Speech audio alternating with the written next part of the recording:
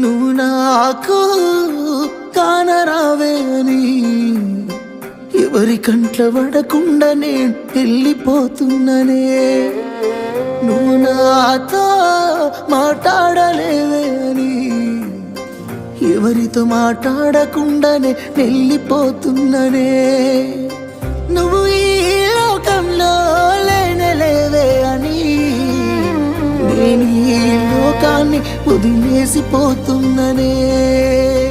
నువ్వు పువ్వులు అల్లుకొని పోతున్నవే అత్తగారింటికి, నే పువ్వులు జల్లుకొని పోతున్ననే కాలే కాటికి. నువ్వు పువ్వులు అల్లుకొని